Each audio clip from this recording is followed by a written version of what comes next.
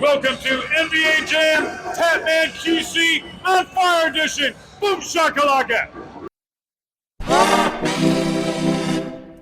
Happy little games.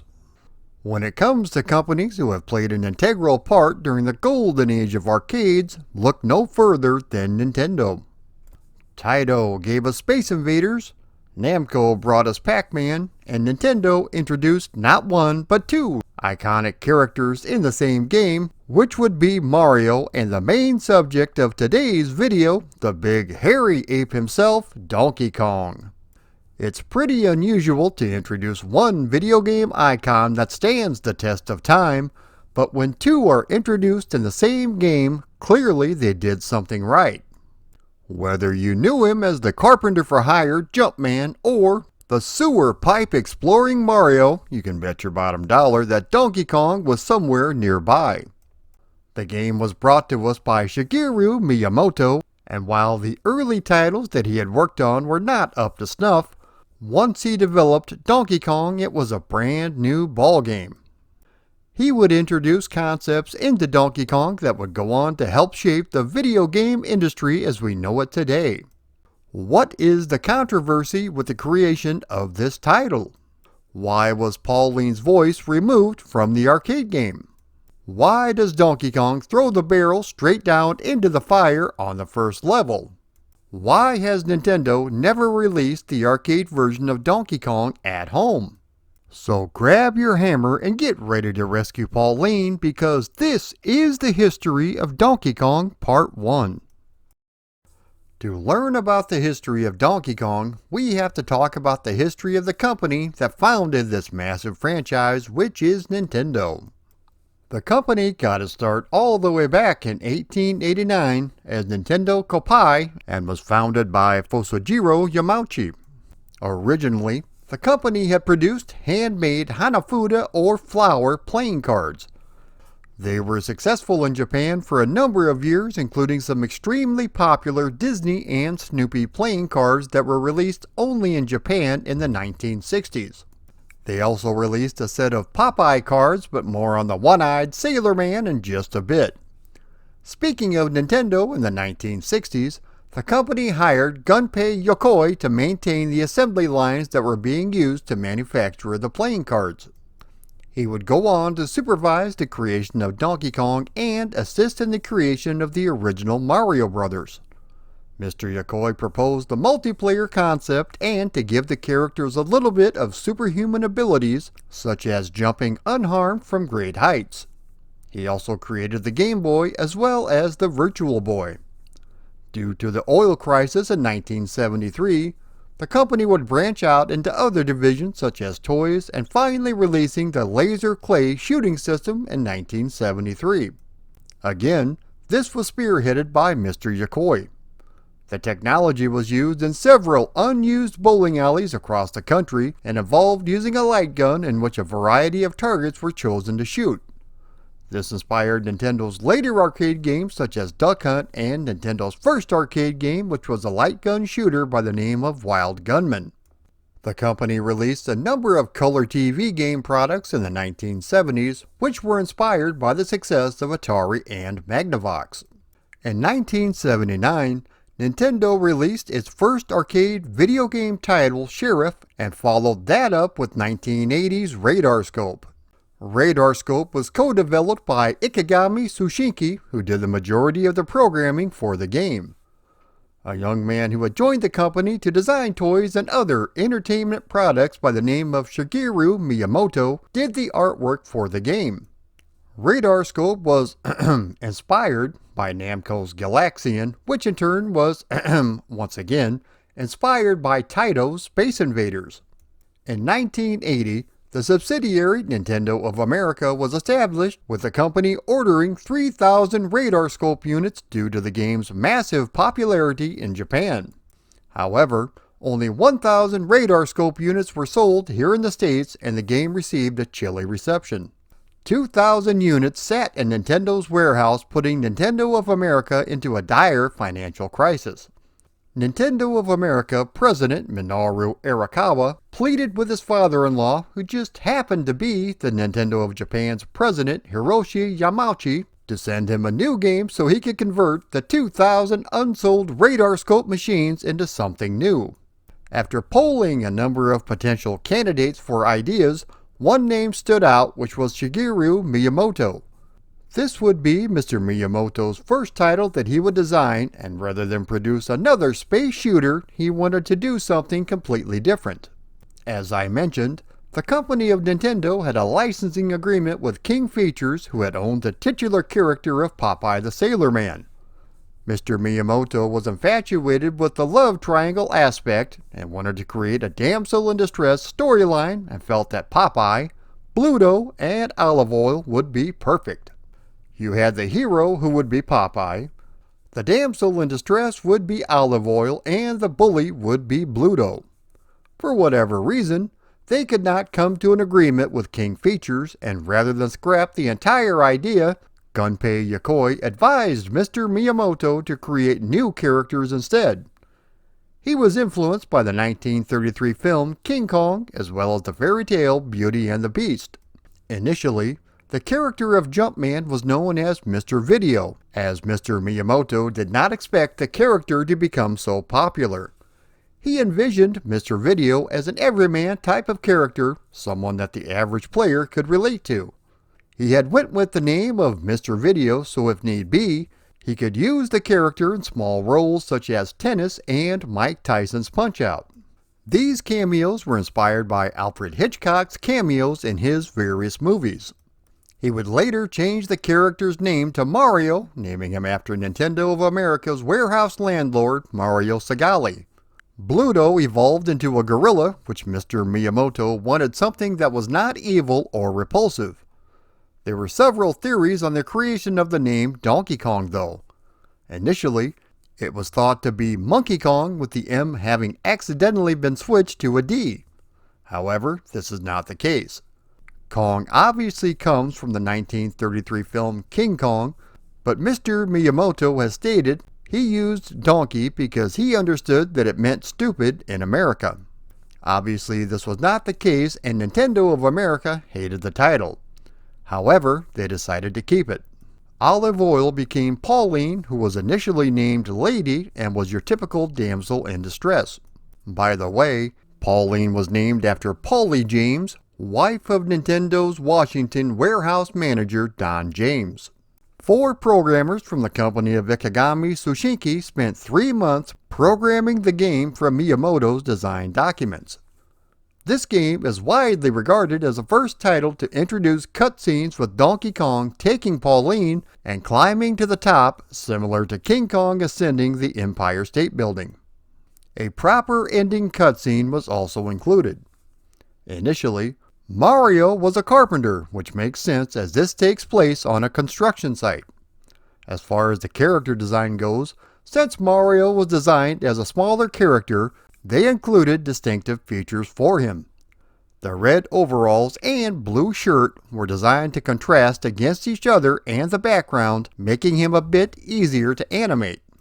His distinctive red cap was put on top so Mr. Miyamoto would avoid having to draw the character's hair, forehead, and eyebrows.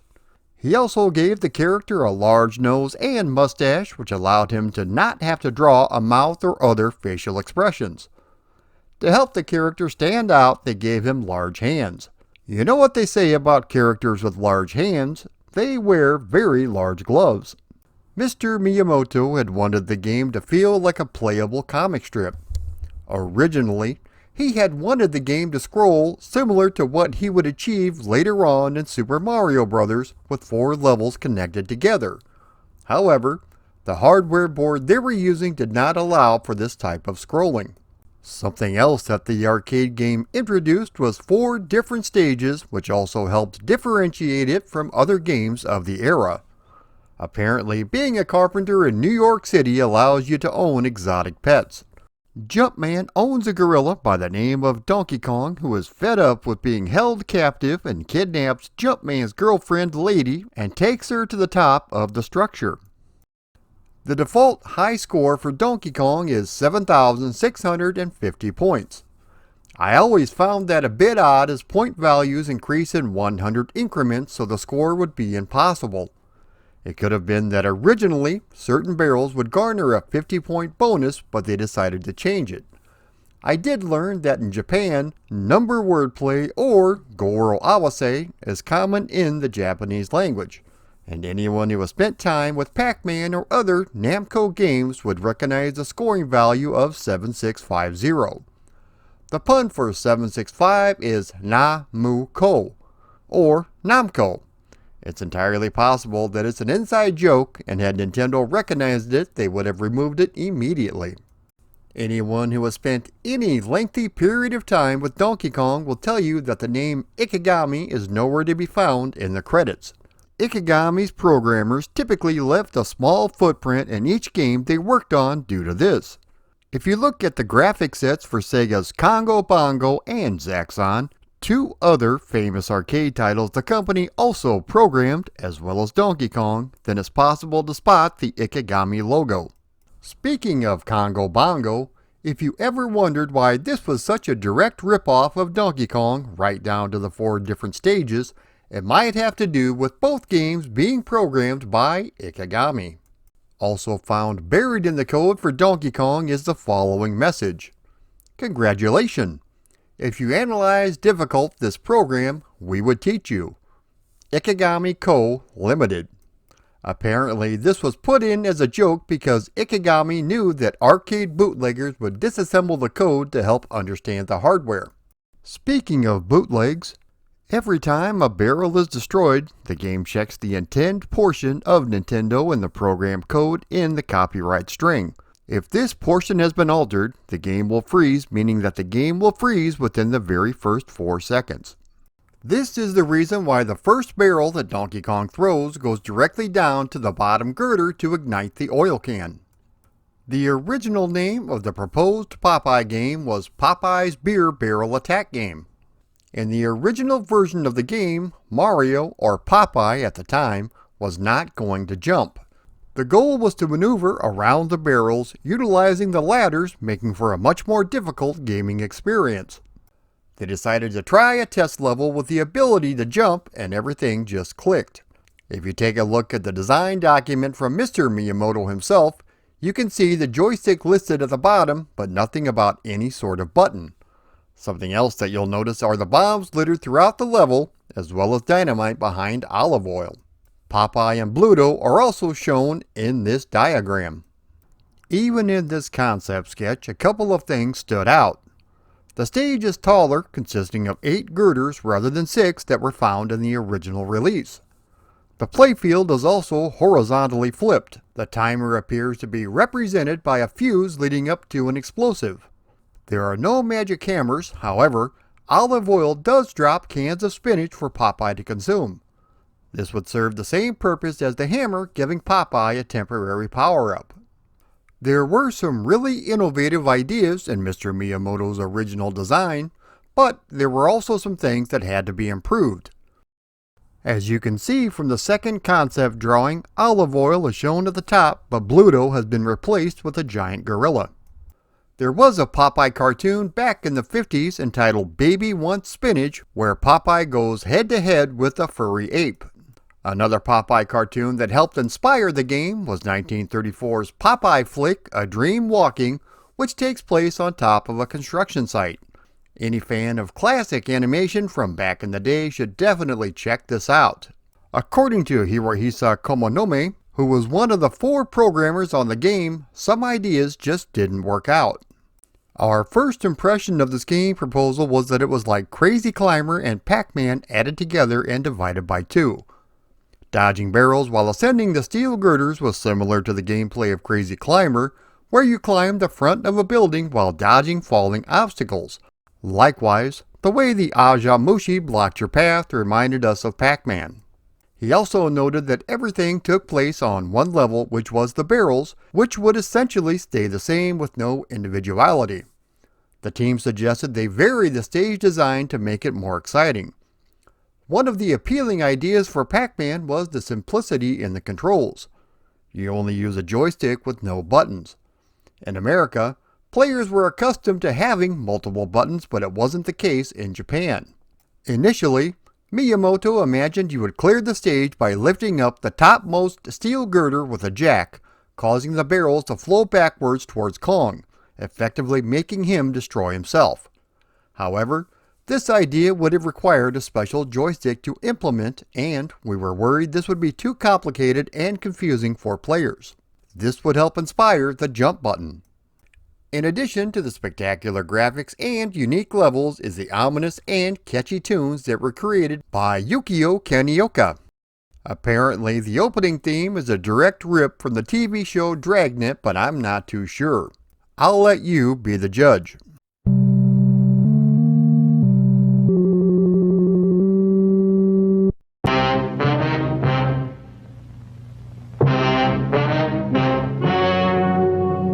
Speaking of the audio, early versions revealed Pauline was going to yell out "nice" every time Mario jumped over a barrel.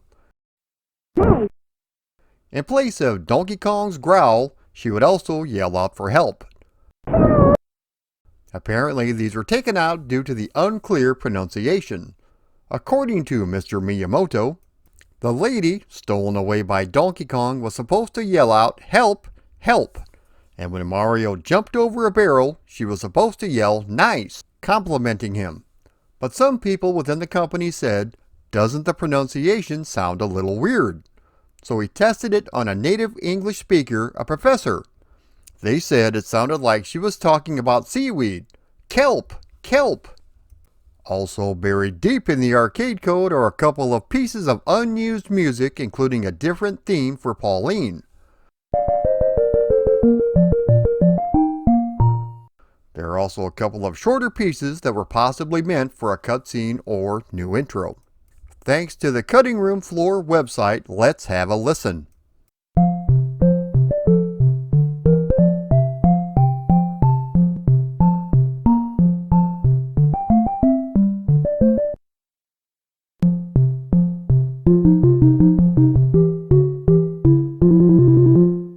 This game is one of the very first platform games and opens up with Donkey Kong kidnapping Pauline and taking her to the top of a construction site.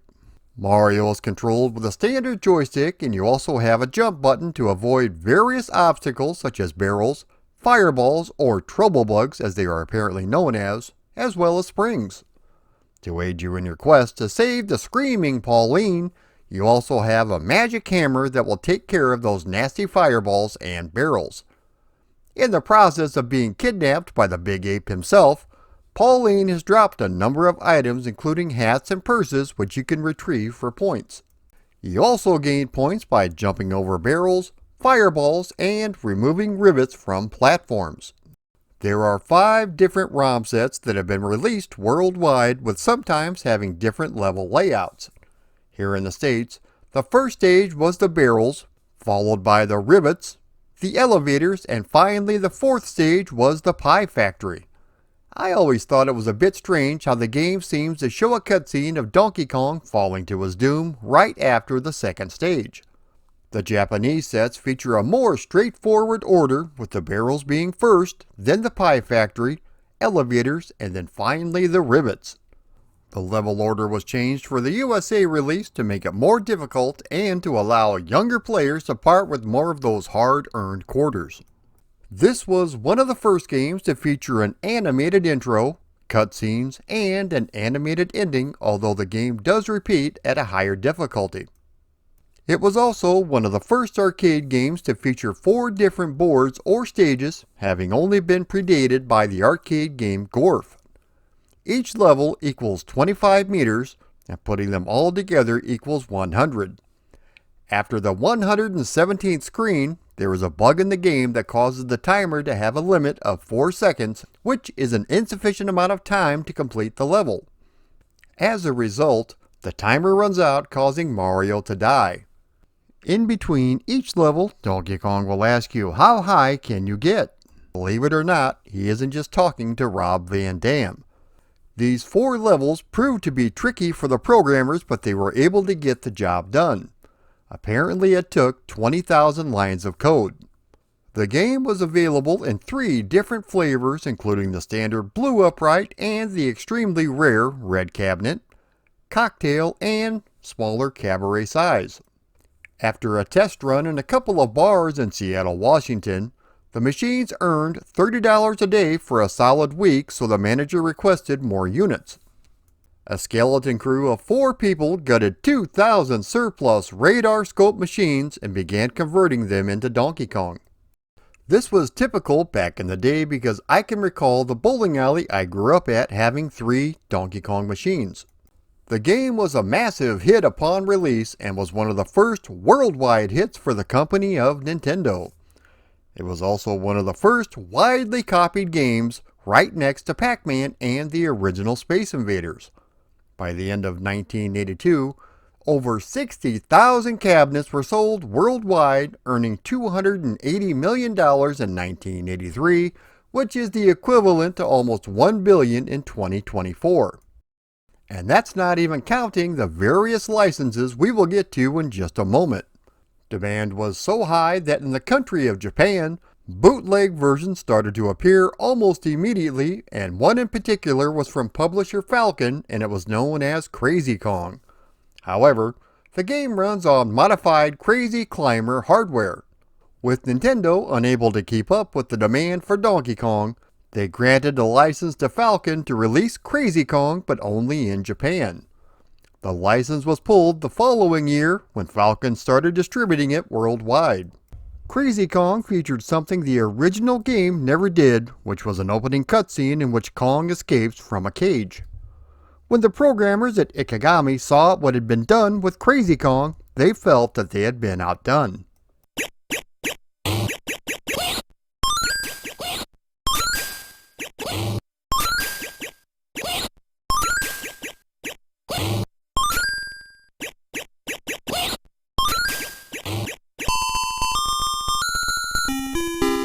One of Donkey Kong's earliest home adaptations in video game form came in the Nintendo Game & Watch lineup. For those of you who don't know, the Game & Watch was a dual-screen handheld game that was the brainchild of Gunpei Yokoi. Thanks to its dual screens, the playfield is much larger and it also includes a digital clock. These were released starting in 1980 and would go on to sell over 40 million units worldwide, featuring a number of licenses including Donkey Kong, Donkey Kong Jr., Mario Brothers, Popeye, Zelda, and Mickey Mouse. The series was also notable for creating the clamshell design that they would go on to use in the Nintendo DS, as well as the iconic D-pad that Nintendo would use in the Famicom and NES. In late 1981, Nintendo licensed out Donkey Kong to Coleco for use in tabletop and video game cartridges. Taito had offered a considerable fee first, but Yamauchi granted Coleco exclusive console rights because he felt the company was the hungriest and that they were a more established company in the US. Coleco ended up bundling a very good version with their ColecoVision console, which included all the levels except for the Pie Factory. It's Donkey Kong, the arcade sensation, and now you can play it at home. Hang on, sweetheart! I'm gonna save you! Now you can play Donkey Kong on your ColecoVision, Atari VCS, or Intellivision video game system. Donkey Kong has multiple screens, just like the arcade game. You're not gonna stop me, you stupid ape! Play Donkey Kong on your ColecoVision, Atari VCS, or Intellivision video game system. Don't worry, darling! I'll save you! They did release versions for the Atari 2600 and Intellivision. I can recall getting the ColecoVision for Christmas that year and was amazed I was playing essentially the arcade version of Donkey Kong at home. With great success comes great lawsuits, and Donkey Kong was no different. Universal City Studios sued Nintendo for trademark infringement over the property of King Kong. They also threatened to sue Coleco, who immediately agreed to pay royalties to Universal, which came to about $4.5 million. Nintendo hired a pit bull of a lawyer by the name of John Kirby, who had argued that the characters were in the public domain. Eventually, The judge ruled in Nintendo's favor, and Universal had to pay legal fees and other lost revenue to the tune of $1.8 million. Nintendo was so happy that they thanked John Kirby with the gift of a $30,000 sailboat, which was named Donkey Kong, and exclusive worldwide rights to use the name for sailboats. The protagonist of the Kirby series was named in John Kirby's honor. It didn't take long for Nintendo to release the follow-up to Donkey Kong, which was Donkey Kong Jr. Mr. Miyamoto had wanted to use Donkey Kong as the protagonist, but his sprite was too large, so they had to create a new, smaller character, which is where Jr. came in. Seeing what Falcon had achieved with Crazy Kong, Donkey Kong Jr. featured an opening cutscene showing the caged big hairy ape and Mario. If you would like to learn more about Donkey Kong Jr., I did a video on it a while back and will leave a link in the description down below. Ikegami had a verbal agreement that Nintendo could not reproduce any arcade boards without their permission due to their programming being inside of the game. Nintendo had reverse engineered the original Donkey Kong board, utilizing this knowledge, and proceeded with Donkey Kong Jr. without Ikegami's involvement. At the time, there was no law in Japan that allowed copyrights on computer programs. This changed in the mid-80s, so Ikegami took them to court. Nintendo's defense was that the program was transferred to them after they paid Ikegami for product development. It was settled out of court a few years later in Ikegami's favor, but the details of the case were never released. This is why whenever Donkey Kong is re-released on the Virtual Console, Switch, etc., it's always a modified version of the NES port and not running the actual arcade ROMs. Due to the massive popularity of this game, an influx of licensed merchandise was soon available. These included t-shirts, stickers, both Donkey Kong and Mario received plushies, a Coleco tabletop which I have fond memories of playing, Mr. Arcade, get him out of here! He's playing Donkey Kong. You like Donkey Kong, eh? Okay, big fella. It's the official tabletop version of Donkey Kong, and it looks, plays, and sounds the same. It even has different screens as you get higher. And even more important, you can take Donkey Kong home. Official Donkey Kong, the arcade game you can take home with you from Coleco. scratch-off games, board games, a very cool Donkey Kong bank which I had as a kid, PVC figures, coffee mugs, breakfast cereal, and more. Now, on your breakfast table, Donkey Kong brand cereal. Crunchy berries are fun for breakfast. Donkey Kong cereal. The sweet, crunchy corn taste will drive you ape. You love the crunch. Donkey Kong cereal. Crunchy berries are fun for breakfast. It's part of this complete breakfast. Donkey Kong cereal. You love the crunch. And of course, Donkey Kong was such a success that it even had a Saturday morning cartoon. Donkey Kong!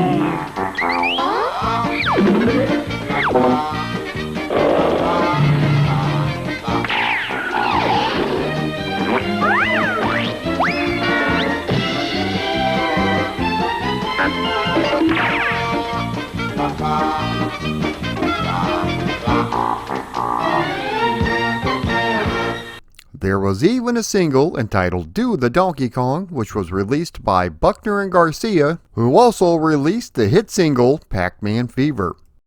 Donkey Kong has also appeared on the big screen in movies such as Pixels and the Super Mario Bros. Movie. Also, the character of Ralph from Wreck-It Ralph is based on Donkey Kong. The arcade game was brought back to the forefront with the 2007 documentary King of Kong: A Fistful of Quarters. It follows player Steve Wiebe in his attempt to take the high score record from the video game Player of the Century Billy Mitchell. This is a fantastic documentary which I have seen numerous times, and if you ever needed a reason to hate Billy Mitchell, you owe it to yourself to check this out. Years later, Billy would have all of his high scores removed from Twin Galaxy's high score website due to apparently cheating. After his adventure, or misadventure, in Donkey Kong Jr., Mario decided to put down his hammer and picked up a pipe wrench instead and became a plumber alongside his brother Luigi in the game Mario Brothers. This is a two-player simultaneous platform game that was designed once again by Shigeru Miyamoto and Gunpei Yokoi. This takes place before the brothers were super and also deep down in the sewers of New York City. They have to deal with a number of enemies such as shell creepers, sidesteppers, fighter flies, and even slippery ice. This is a fantastically fun game and also one I've done a video on, so check it out if you're curious. Released the same year as Mario Brothers was Donkey Kong 3. This is a wild departure from the previous games in which Donkey Kong hangs from a couple of vines in the center of the screen. Mario is nowhere to be found, and this time you take control of Stanley, who has to fire bug spray at both Donkey Kong and insects. A level is completed by using the sprayer on Donkey Kong, forcing him back up to the top of the screen, or by exterminating all the bugs. This game was not very successful, and the Donkey Kong franchise would lay dormant for almost 10 years.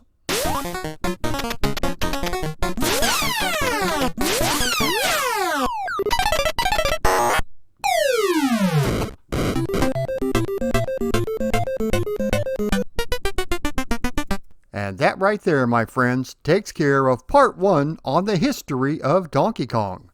There are still a lot more things to talk about, including an insane amount of conversions, so be sure to check out part 2 coming soon to a YouTube near you. If you like this video, be sure to like, comment, share, and subscribe. Also, if you would like to support me on Patreon, please click the link below. If you would like to contribute but not sign up for my Patreon, you can always click the donate button up above. Thanks everyone for watching.